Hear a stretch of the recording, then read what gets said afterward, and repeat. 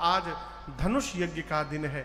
विश्वामित्र जी के साथ राम जी प्रातः क्रिया से निवृत्त होकर बैठे ही थे, तब तक श्री जनक जी महाराज ने सतानंद जी को भेजकर राम लक्ष्मण विश्वामित्र जी को रंग भूमि में बुलवाया है। राम जी जैसे रंग भूमि में गए, राम जी सबको अलग अलग दिखने लगे। क्यों?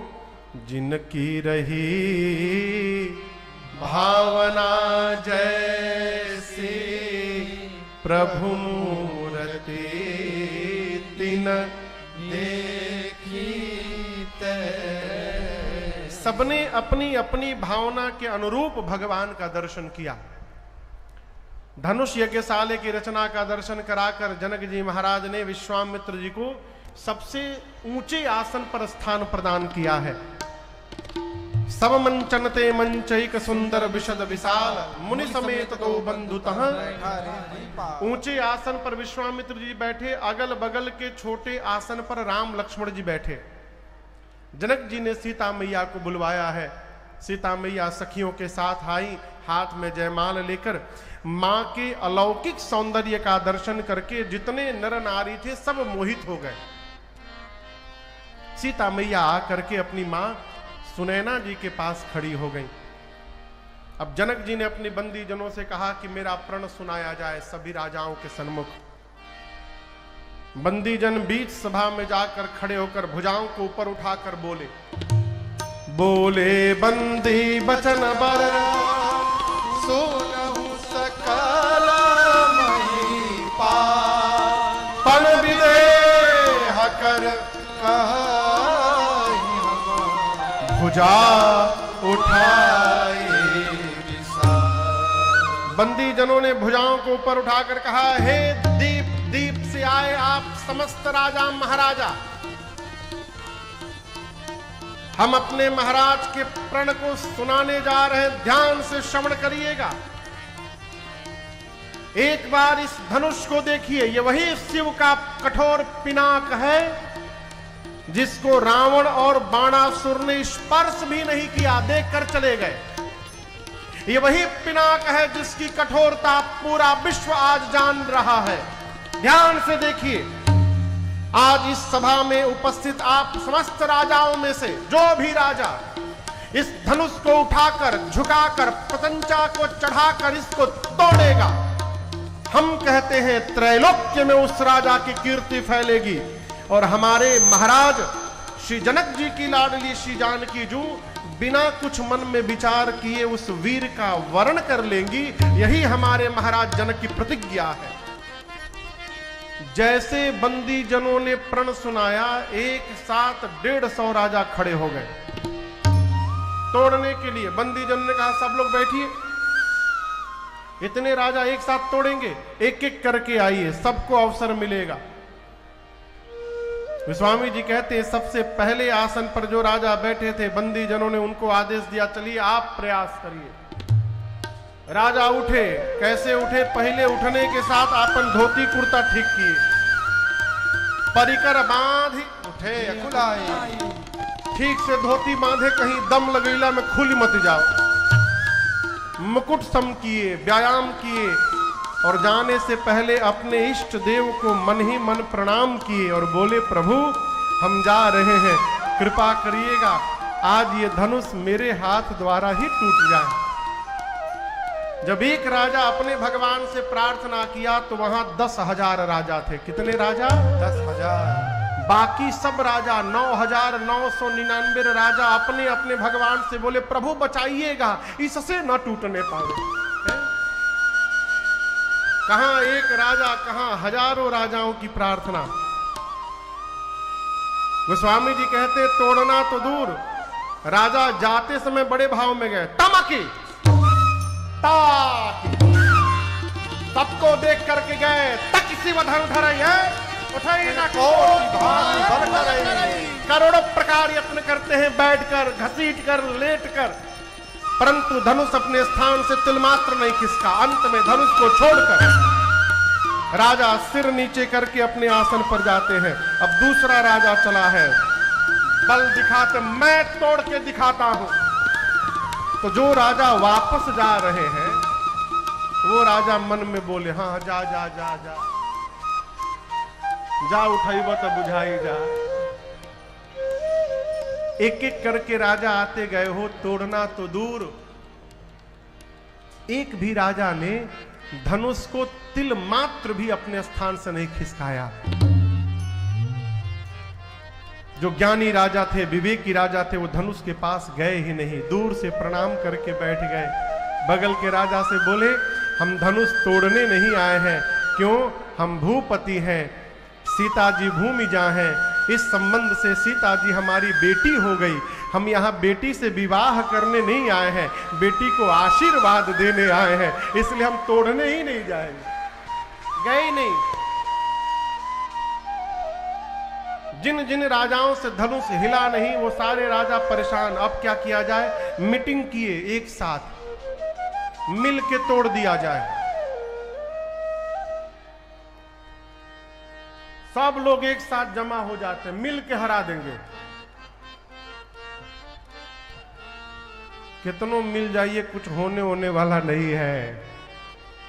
न त्रेता में हुआ था, न कलयुग में होगा।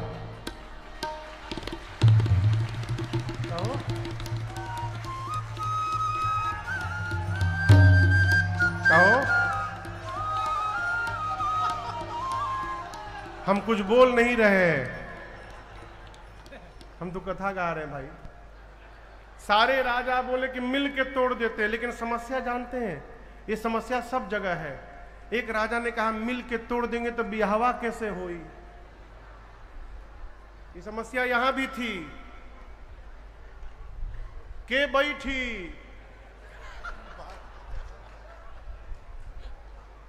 एक राजा ने कहा नहीं नहीं, एक उपाय है, हम लोग मिल के तोड़ देते हैं, उसके बाद आपस में लड़ी लेंगे, और जो विजेता होगा वही विवाह होगा उसके साथ। राजा बोले स्वीकार है। कितने राजा एक साथ धनुष उठाए पता है? 10,000। बाबा कहते हैं भूपा साहस 10 एक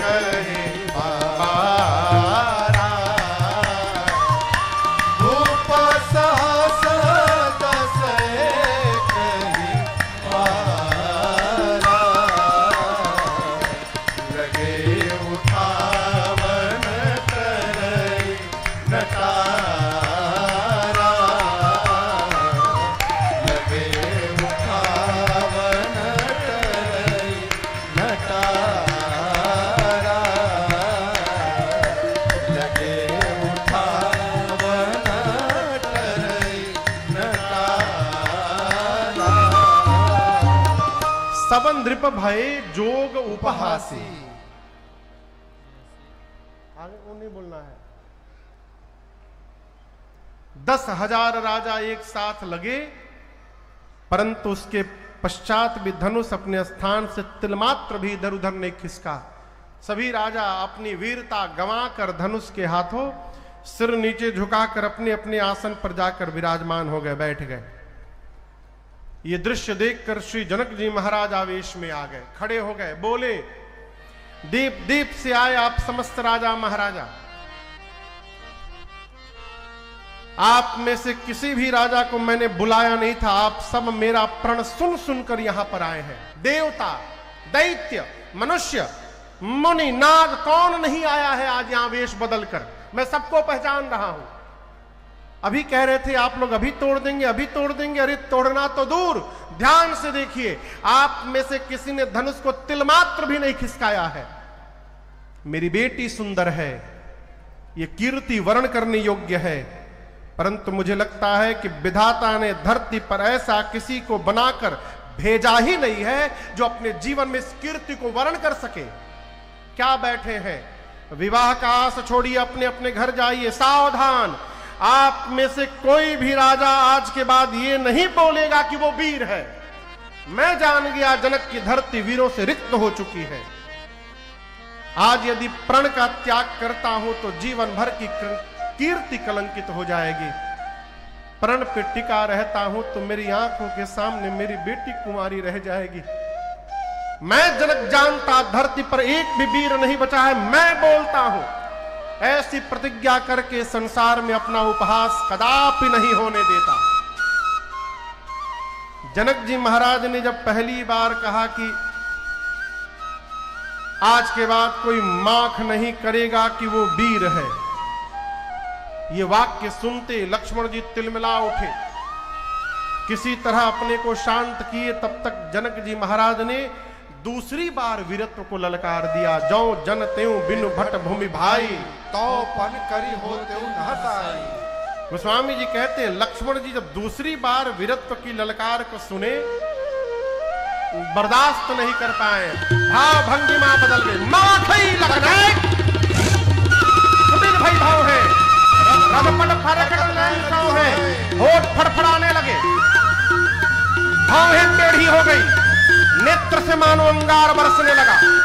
खड़े हो गए, राम जी को प्रणाम करके बोले भैया क्षमा करिएगा, रघुवंश का एक छोटा सा बालक जहां उपस्थित हो, ब्रह्मांड में किसी की क्षमता नहीं, बोल दे धरती पर कोई वीर नहीं बचा। आपके रहते आप विद्यमान है, और जनक ने कहा धरती पर कोई वीर नहीं।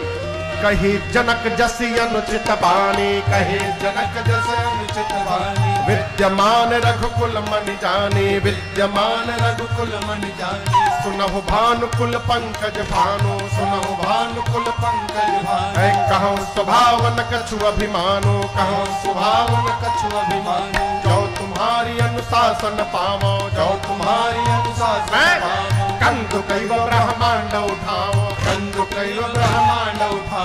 काचे घट जिमिडारो भोरी, काचे घट जिमिडारो भोरी। सकौ मेरु मूलक जिमि तोरी, सकौ मेरु मूलक जिमि तोरी। तो प्रताप महिमा भगवाना, तो प्रताप महिमा भगवाना। को बापुरो पिनाक पुराना, को बापुरो पिनाक पुराना। नाथ जानियस आयस हो, नाथ जानियस आयस हो। मैं कौतुक करो बिलोकियस हो, कौतुक करो बिलोकियस हो।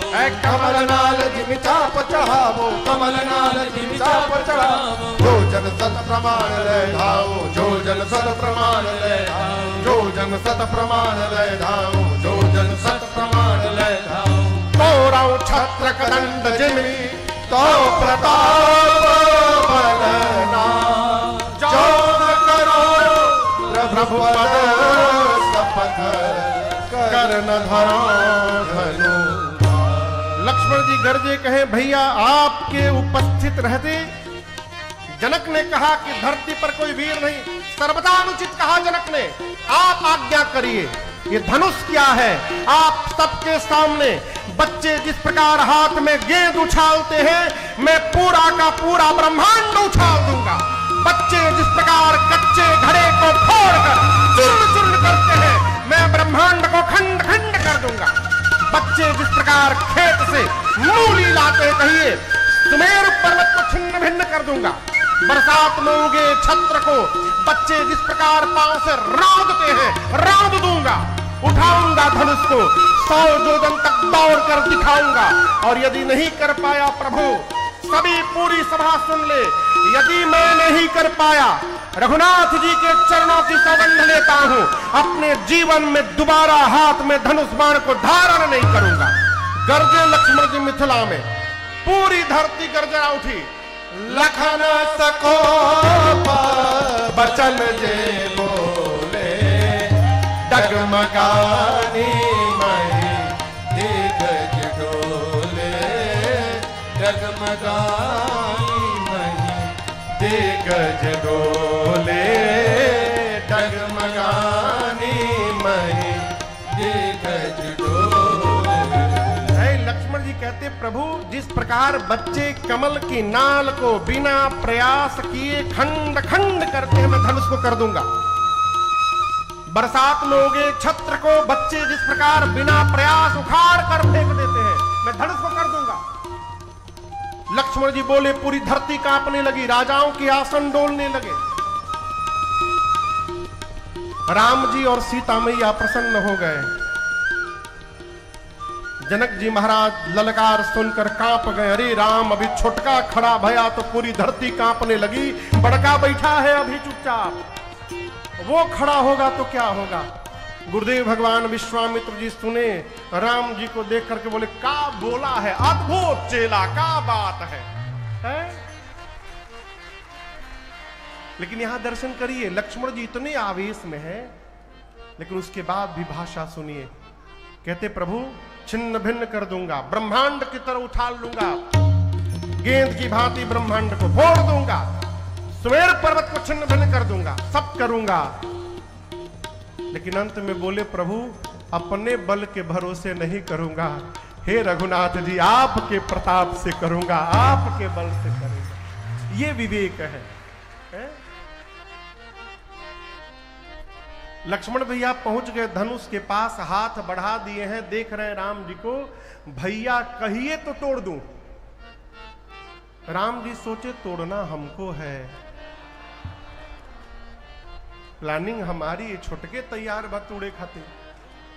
विश्वामित्र जी लक्ष्मण जी की दहाड़ सुने, राम जी से बोले जल्दी बुलाओ, कहीं तोड़ी मत देओ, बुलाओ तुरंत उसको।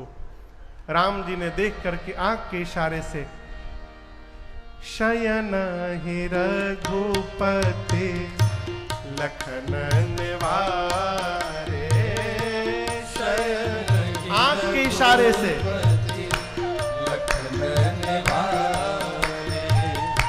प्रेम समेत निकट बैठारे, प्रेम समेत निकट बैठारे।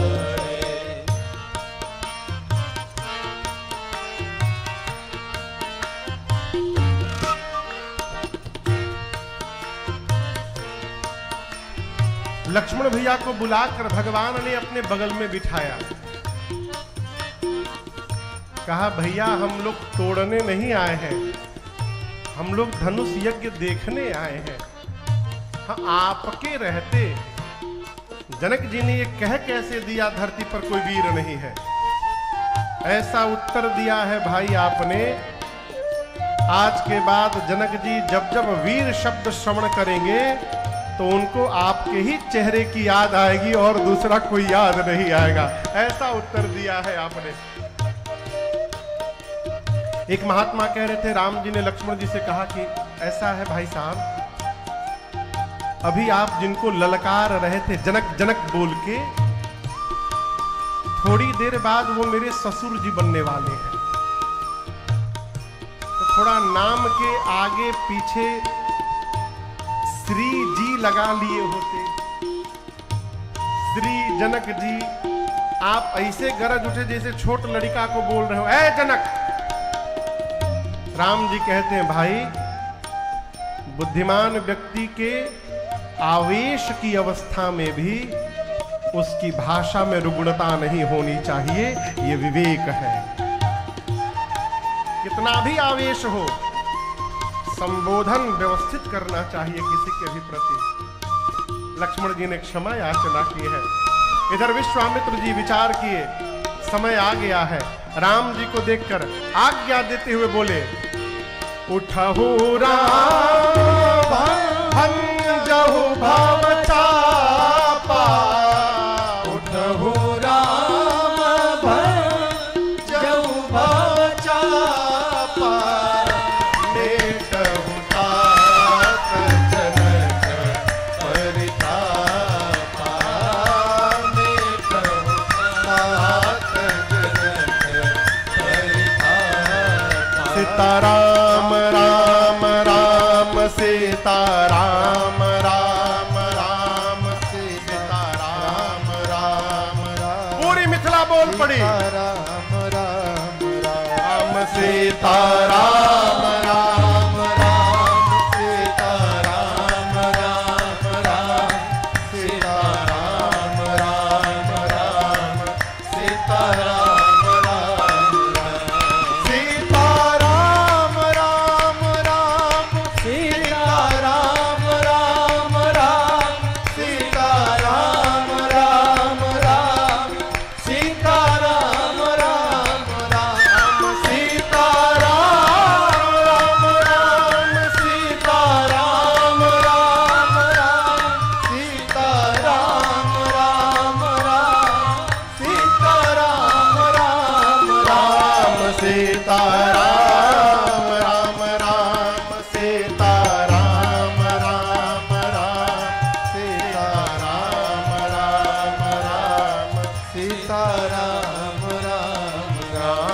सीताराम राम राम सीताराम राम राम सीताराम राम राम सीताराम राम। श्री विश्वामित्र जी ने कहा, राम जी उठिए। उठहु राम भंजहु भव चापा, मेटहु तात जनक परिताप। जैसे श्री विश्वामित्र जी ने कहा, राम जी को प्रभु उठे और विश्वामित्र जी के चरणों में प्रणाम करके राम जी सहज चल पड़े। राम जी को जाते देख जितने नर नारी मिथिलावासी बैठे थे, सब अपने पितरों से प्रार्थना करने लगे, हे पितृदेव, हम अपने जीवन के सारे सत्कर्म आपको समर्पित करते हैं, बदले में केवल एक कार्य कर दीजिए। बच्चे जिस प्रकार कमल के नाल को बिना प्रयास खंडित कर देते हैं, आप लोग हमारा सारा पुण्य ले लीजिए। अब बदले में उसी प्रकार राम जी के हाथों आज धनुष को खंडित करा दीजिए। आज के बाद जीवन में दोबारा कभी कुछ नहीं मांगेंगे आपसे। सीता मैया की मां सुनैना मैया व्याकुल हो गई राम जी को जाते देख। अपनी सखी से बोली, सखी क्या इस सभा में सब लोग खेल देखने के लिए बैठे हैं? सखी सब कौतुक देख निहारे। एक भी बुद्धिमान व्यक्ति यहां नहीं बैठा है। जिस धनुष को रावण और बाणासुर स्पर्श भी नहीं किए, उस धनुष को ये बालक तोड़ने जा रहा है। मान सरोवर में रहने वाला हंस अपने सिर पर मंदराचल उठाने जा रहा है। कोई रोकता क्यों नहीं इस बालक को? ये बच्चों का कार्य नहीं है। सखी ने कहा, महारानी, तेजवंत लघु गनी अनरानी, तेजवंत को छोटा नहीं समझना चाहिए। सूर्य नारायण का छोटा सा गोला पृथ्वी के अंधकार को समाप्त कर देता है। बड़े से बड़े देवता क्यों न हो, एक छोटा सा मंत्र उस देवता को अपने बस में कर लेता है। विशाल मदमस्त हाथी को एक छोटा सा अंकुश बस में करके रखता है। मैं आपसे कह रही हूं महारानी जी, आप जिनको छोटा समझ रही हैं, वही राम जी आज बड़ा कार्य करके दिखाने वाले हैं। आप केवल भरोसे में रहिए बस। है इधर किशोरी मैया मेरी सीता मैया पार्वती जी से, शंकर जी से, गणपति भगवान से प्रार्थना करती हैं, गणनायक वरदायक देवा, गणनायक वरदायक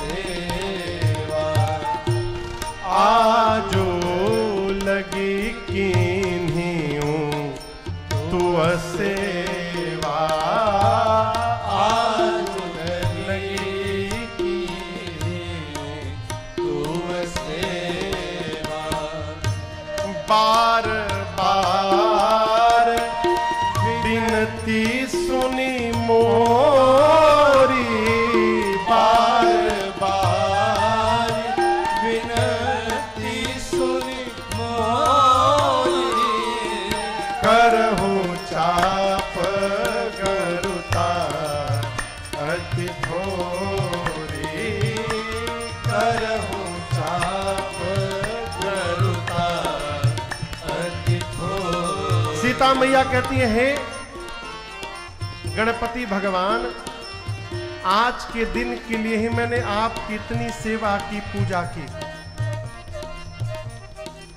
आप कितने भारी हैं, मोटे हैं, लेकिन जब आप मूसक पर बैठते हैं तो हल्के हो जाते हैं।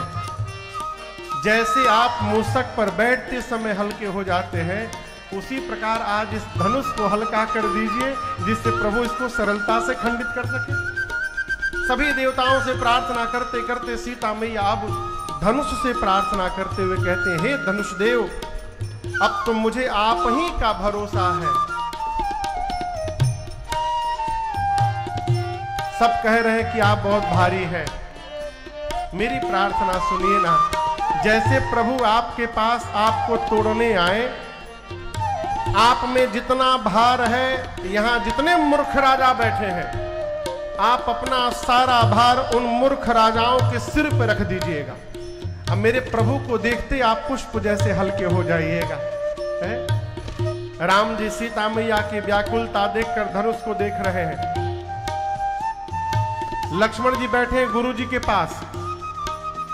गोस्वामी जी कहते हैं, लखन लख्यऊ रघुवंश मणि ताकेऊ हर को दंड।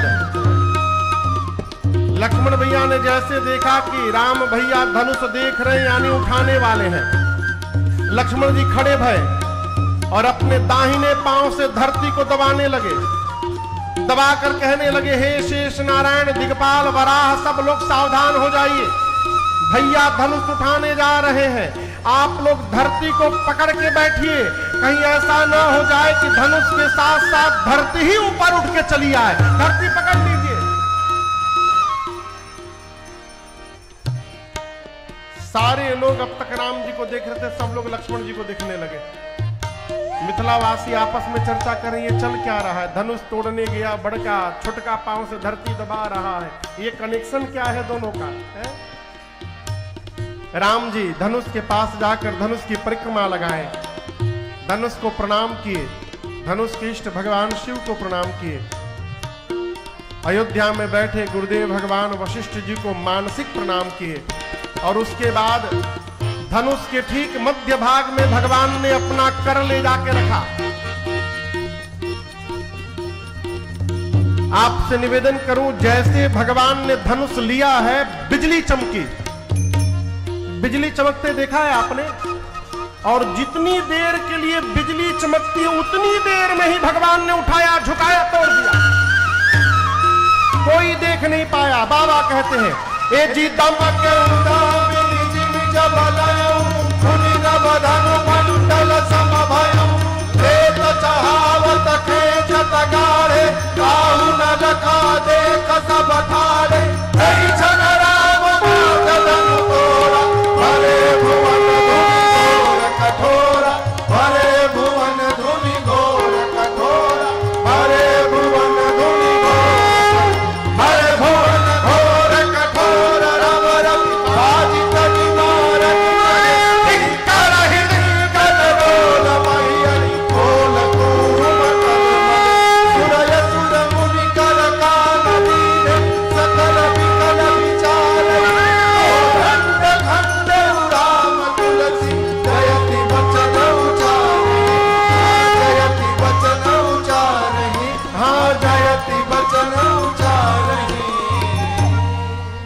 इतनी तीव्रता से भगवान ने धनुष को उठाया, झुकाया, प्रतंचा चढ़ाया, तोड़ा। कोई देख नहीं पाया, केवल आवाज सुनाई पड़ी। और वो आवाज सुनकर सूर्य नारायण के घोड़े भटक कर भागने लगे आकाश में। बराह दिगपाल धूरी पर कलमला उठे। धरती पर संत सुर मुनि सबने कान बंद कर लिया। ये कैसी आवाज आई? गोस्वामी जी कहते हैं, राम जी ने शिव जी के पिनाक को खंड खंड कर दिया। बोलिए सियावर रामचंद्र भगवान की जय। पूरे ब्रह्मांड में हलचल है, लेकिन राम जी में कोई हलचल नहीं है।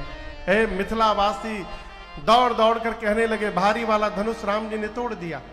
अब सतानंद जी ने सीता जी की सखियों को बुलाकर कहा कि सीता जी से जयमाल करवाइए। मैया हाथ में जयमाल लेकर आई। राम जी बड़े, सखियां छोटी, सीता मैया छोटी। सखियों ने राम जी से कहा, ए रघुबर लाला जयमाला पहिर ले। हे रघुबर लाला जयमाला पहिर ले। हे रघुबर लाला जयमाला पहिर ले। हे रघुबर लाला जयमाला पहिर ले। अपने तरिसी मुनि सबके झुकवनी। अबले तरिसी मुनि सबके झुकवनी। अबले तरिषि मुनि सबके झुकवनी। अबले ऋषि मुनि सबके झुकवनी। सिया सिया जी के आगे आज, सिया जी के आगे आज, अरे अपनों निहोर ले। हे रघुबर लाला जयमाला पहिर ली, हे रघुबर लाला जयमाला पहिर ली।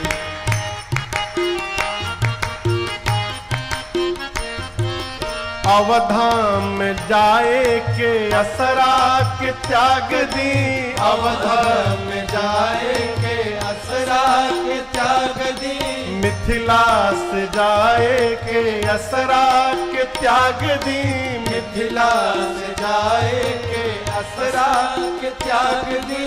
घर के जमाई बनी, घर के जमाई बनी, अरे मिथिले में रहीली। हे रघुबर लाला जयमाला पहिर ली, हे रघुबर लाला जयमाला पहिर ली।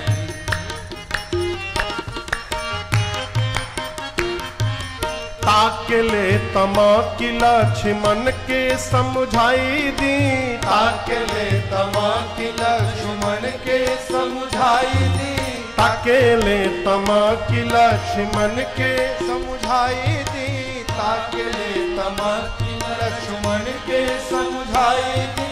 हम ना डेराइब चाहे, हम न डराइब चाहे, अरे धनुहा पे तीर ली।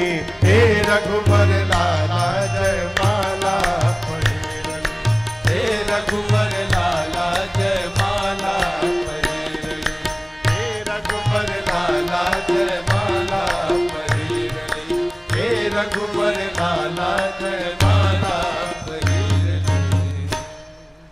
सखियां अनेक प्रकार से प्रार्थना करती है, राम जी झुक जाइए। राम जी तनिको नहीं झुके। एक सखी बोली ससुराल में अच्छे अच्छे झुक जाते हैं, आप कहाँ हैं? अपने आप झुक जाइए, नहीं तो हमको झुकाने का बहुत तरीका मालूम है। लक्ष्मण जी बोले जौन जौन मन करे बात तौन तौन कर लो, भैया आज तक झुके नहीं है, नहीं झुकेंगे। सखियों ने राम जी को चारों ओर से घेर लिया, अलग ही सब गरियाने। अरे दुल्हा के रंग आसमानी, ललके रंग बादामी, दुल्हा के रंग आसमानी, ललके रंग बादामी। अरे दुल्हा के रंग आसमानी, ललके रंग बादामी, दुल्हा के रंग आसमानी, ललके रंग बादामी। काली काली जुल्फे और लट घूंघराले, काली काली जुल्फे और लट घूंघराले, काली काली जुल्फे और लट घूंघराले, काली काली जुल्फे और लट घूंघराले। अरे कुसुम कली मन मानी, ललके रंग बादामी, दुल्हा के रंग आसमानी, ललके रंग बादामी। नन कजरारे अधर अरुणारे, नन कजरारे अधर अरुणारे, अधर अरुणारे, अधर अरुणारे, अधर अरुणारे, अधर अरुणारे, नन कजरारे अधर अरुणारे, नन कजरारे अधर अरुणारे। अरे मधुर मधुर मुस्कानी, ललके रंग बादामी, दुल्हा के रंग आसमानी, ललके रंग बादामी। प्रेम प्रमोद को बादल बरसत, प्रेम प्रमोद को बादल बरस, अरे बादल बरसत, बादल बरसत, हाँ बादल बरसत, बादल बरसत। प्रेम प्रमोद को बादल बरसत, प्रेम प्रमोद को बादल बरसत। अरे सखी प्रेम रंग में रंगानी, ललके रंग बादामी, दुल्हा के रंग आसमानी, ललके रंग बादामी।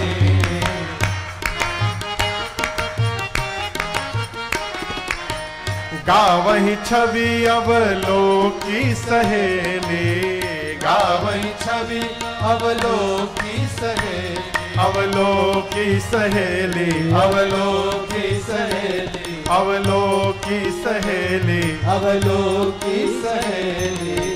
गावही छवि अवलोकी सहेली, गावही छवि अवलोकी सहेली। तब तक सिय जयमाल राम उर मेली, सिय जयमाल राम उर मेली। अब मगन भई मिथिला नीरज के बादा में, दुल्हा के रंग आसमानी रंग के रंग बादा में, दुल्हा के रंग आसमानी रंग के रंग बादा में, दुल्हा के रंग आसमानी रंग के रंग बादा में।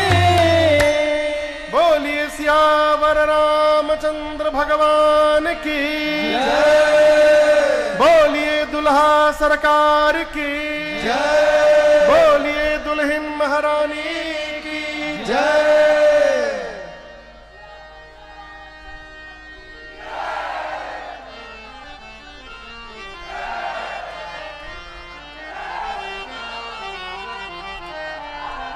सब लोग अपने जगह पर बैठ जाएं। अभी 50% बिया हुआ है, अभी बाकी है बिया, बैठ जाइए।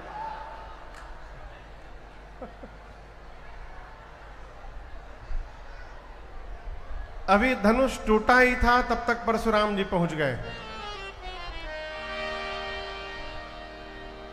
बारात में चलने के लिए कौन कौन तैयार है? हाँ तो देरी नहीं करे, तुरंत बारात निकलेगी। अभी परशुराम जी आए, आकर पूछे किसने तोड़ा, निकाल करके बाहर करिए जनक जी, नहीं तो जहां तक आपकी सत्ता है वहां तक की धरती पलट दूंगा। जिन जिन राजाओं से धनुष हिला नहीं था वो अपने बगल के राजा से बोले हम जानबूझ के नहीं तोड़े, हम जानते थे टूटने के बाद ये बवाल होने वाला है यहां पर, इसीलिए हम नाटक करके चले आए। राम जी जाकर कहे प्रभु इस धनुष को तोड़ने वाला अवश्य आपका कोई दास होगा, कहिए क्या आज्ञा है। परशुराम जी समझने को तैयार नहीं। लक्ष्मण भैया आकर समझाएं, लेकिन बार बार लकार जब मारी परशुराम ने तो राम जी ने कहा मुनिवर पुराना था, छूने से टूट गया है, छुवत टूट रघुपति हिल दोषो। और आप तब से युद्ध की बात कर रहे हैं, हम रघुवंशी हैं। रघुवंशी काल से भी युद्ध में डरने वाला नहीं है, कालहु डर ही न रन रघुवंशी। लेकिन आप ब्राह्मण हैं इसलिए हम आपके चरणों में नतमस्तक हैं। जो ब्राह्मण से श्रद्धा रखता है ब्राह्मण में, वो पूरे संसार में निर्भय बन के रहता है। मुनिवर इस रहस्य को मैं जानता हूं, इसलिए मैं लड़ूंगा नहीं आपसे। परशुराम जी सुने तो मति बदल गई, मन में हुआ ये अवश्य भगवान है। परिचय लिया, जैसे परिचय मिला 9 बार जय जयकार करके तपस्या करने वापस बन चले गए। विश्वामित्र जी ने दशरथ जी से कहा धनुष टूटने के साथ विवाह तो हो गया, अब अपने कुल के हिसाब विवाह कराने के लिए आप दूतों को पत्र देकर अयोध्या भेजिए, जिससे दशरथ जी बारात लेकर आवे। दूत पहुंचे अयोध्या, सूचना मिली और गुरुदेव की आज्ञा प्राप्त करके बारात सजी, बारात चलने को तैयार हो गए। पूरी अयोध्या अपने अपने सामान के साथ अपने वाहन पर बैठी है। भरत भैया शत्रुघ्न जी अश्व पर आरूढ़ है। गुरुदेव भगवान दशरथ जी महाराज रथ पर बैठे हैं, ऐसे लगता है मानो देव गुरु बृहस्पति और इंद्र एक साथ आकर आकाश से धरती पर खड़े हो गए हो। नगाड़े बजने लगे, महात्मा वेद मंत्र का उच्चारण करने लगे, देवता जय जयकार करने लगे। अरे अवधान नगरिया से, अवधान नगरिया से चलली बारियतिया है, सुहावन लागे जनक नगरिया भैले शोर।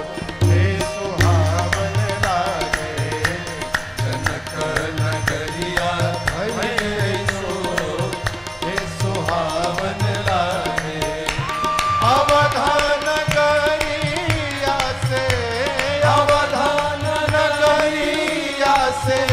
चलली बारियतिया है सुहावन लागे जनक नगरिया भइले सो हे सुहावन लागे जनक नगरिया भइले सो हे सुहावन लागे सब देवता ना मिली चलले बारियतिया है सुहावन लागे सब देवता ना मिली सब देवता ना मिली चलले बारियतिया है सुहावन लागे बजवा बजेला घना घोर हे सुहावन लागे बजवा बजेला घना घोर हे सुहावन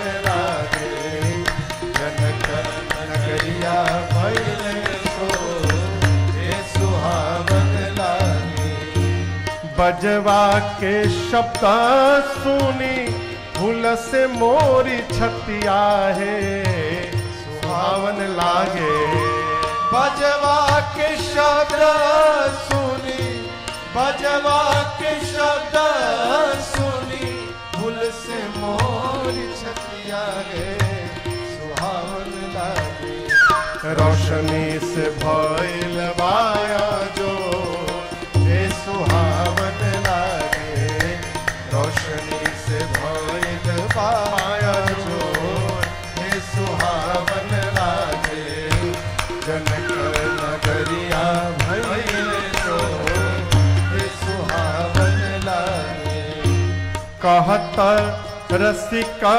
जना दुल्हा के सुरतिया है सुहावन लागे कहता रसिका जना कहता रसिका जना दुल्हा के सुरतिया है सुहावन लागे सुफला मनोरथ भइले मोर हे सुहावन लागे सुफला मनोरथ भइले मोर हे सुहावन लागे अवधा नगरिया से अवधा नगरिया से चलले बारियतिया है सुहावन लागे जनक नगरिया भइले सो हे सुहावन लागे जनक नगरिया भइले सो हे सुहावन लागे जनक नगरिया भइले सो हे सुहावन लागे बारात अयोध्या से चली। बारात में कौन कौन है, किस रूप में है पता है? बारात में कौन किस रूप में है? हाथ में माला, भाल पे चंदन, अरे सब दाढ़ी वाले दिखात, अवध से मिथिला चली। श्री राम जी की अजब बारात अवध से मिथिला चली।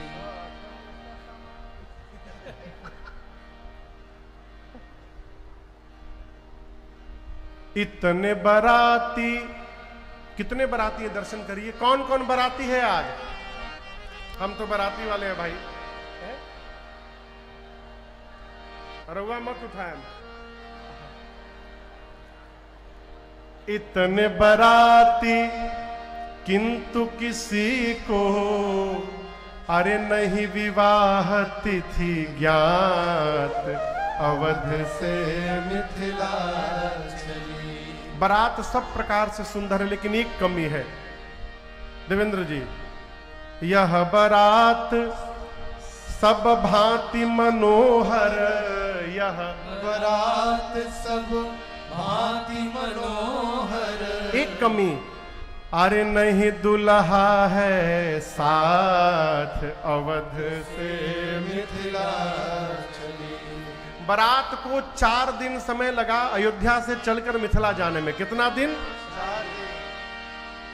पहले दिन रात में जहां बारात रुकी है, बाराती भोजन कर रहे हैं और आपस में बात कर रहे हैं। का हो, मिथिला में बहुत आइटम मिलेंगे, मिथिला में बहुत आइटम मिलेंगे, यहाँ मरी गए सतुआ खात अवध से मिथिला चली, यहाँ मर गए सतुआ खात अवध से मिथिला चली। आइटम श्री राम जी की अजब बारात अवध से मिथिला चली। बारात पहुंची मिथिलापुरी में। श्री जनक जी महाराज ने अद्भुत स्वागत किया बारात का, जनवासे में स्थान दिया है। कहां पर कहिए, जनवासा बुझाता कहां? जहां बारात को ठहराया जाता है उसको जनवासा कहते हैं। राम लक्ष्मण जी विश्वामित्र जी के साथ जाकर पिताश्री से मिले हैं, चारों भैया एक दूसरे से मिले। इधर सखियां आपस में बात करती हैं, पता चलल हो का बरतियों में दू जन आइल बलो। जिस प्रकार विश्वामित्र जी के साथ दो आए थे, बारात में भी दो आए हैं। एक बोली उसमें भी एक सांवला एक गोरा है। एक सखी बोली हमको तो नाम भी पता चल गया है, सांवले का नाम भरत है और गोरे का नाम शत्रुघ्न है। एक सखी बोली ये चारों भाई हैं। फिर एक सखी कहती है यदि चारों भाई हैं तो मैं ब्रह्मा जी से प्रार्थना करूंगी, प्रभु इन चारों भाइयों का विवाह मिथिला में ही संपन्न हो जाए, कोई यहां से कुंवारा न लौटने पावे। अब विवाह का मुहूर्त निकाला गया। गोस्वामी जी ने इन चौपाइयों को हमारे गांव के विवाह के गीत के धुन पर लिखा। पता नहीं ओबरा में आप लोग मटकोड़ होते हैं, यहां पर होला मटकोर का एक गीत है। देखिए चौपाई कैसे गोस्वामी जी लिखते हैं। अरे कहवा के पियर माटी कहाँ के कुदारी है, कहवा के पियर माटी कहाँ के कुदारी है, कहवा के पाँच सुहागिन मटी कोड़े जात है, सुहागिन मटी कोड़े जात है। मिथिला के पियर माटी मिथिल के कुदारी है, मिथिला के पियर माटी मिथिल के कुदारी है। मिथिले के पाँच सुहागिन मटी कोड़े जात है, पाँच सुहागिन मंगल मूला लगन दिन आवाजी, मंगल मूला लगन दिन आवाजी, हिमरी तो अगहना मास सुहावाजी, हिमरी तो अगहना ग्रह तिथि न खाता जोग बर बारूदी, ग्रह तिथि न खाता जोग बर बारूदी, लगन सोदी दीन विचारूदी, लगन सोदी दीन विचारूदी, लगन सोदी लगन सोदी लगन सोदी विधि। मुहूर्त निकला अगहन महीना शुक्ल पक्ष पंचमी तिथि, दिन मंगलवार का। यही मुहूर्त जनवासे में ब्रह्मा जी निकाले, यही मुहूर्त जनक जी के महल में ज्योतिषी निकाले। विवाह का दिन आया हो, विवाह पंचमी का दिन आया। ठीक गोधुली बेला में धेन धूर बेला विमल सकल सुमंगल मूल, विप्रन कहे विदेह सन जान सगुन। ब्राह्मण देवताओं ने जनक जी से कहा महाराज जनवासे में सूचना भिजवाइए जिससे दशरथ जी बारात लेकर चले। ठीक गोधूली बेला में बारात जनवासे से सच कर निकली। भगवान दुल्ह स्वरूप में अश्व पर आरूढ़ है। शंकर भगवान 15 नेत्र से, कार्तिकेय जी 12 नेत्र से, ब्रह्मा जी 8 नेत्र से, इंद्र हजार नेत्र से भगवान के स्वरूप का दर्शन करते हैं। द्वार पूजन हुआ। द्वार पूजन के बाद सखियां भगवान को भीतर लेकर गई। कहा है परिछन के लिए। एक परिछन के वो गीत गाओ थे, तो गाओ तो कहीं।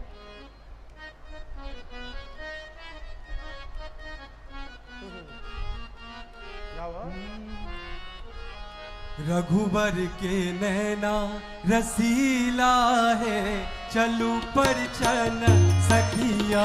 रघुबर के नैना रसीला है, चलू परिछन सखिया।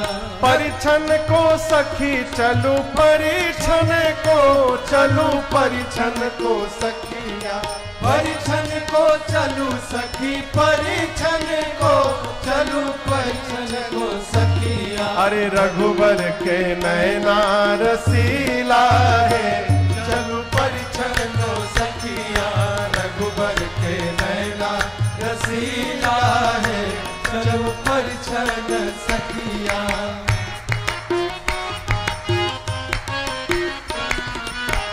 राजा जनक जनकपुर वासी, धन राजा जनक जनकपुर वासी। धन राजा जनक जनकपुर वासी। धन राजा जनक जनकपुर वासी। धन धन सिया दुलारी है, चलू परिछन सखिया। अरे धन धन सिया दुलारी है, चलू परिछन सखिया। रघुबर के नैना रसीला है, चलू परिछन सखिया।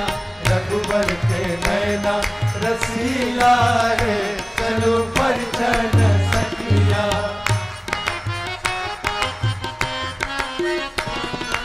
अक्षत धान दुभी लेने वो थाली। अक्षत धान दूरी ले वो थाली। अक्षत धान दूभी लेने वो थाली। अक्षत धान दूरी ले वो थाली। लेने वो थाली, वो लेने वो थाली। ले वो थाली, वो लेने वो थाली।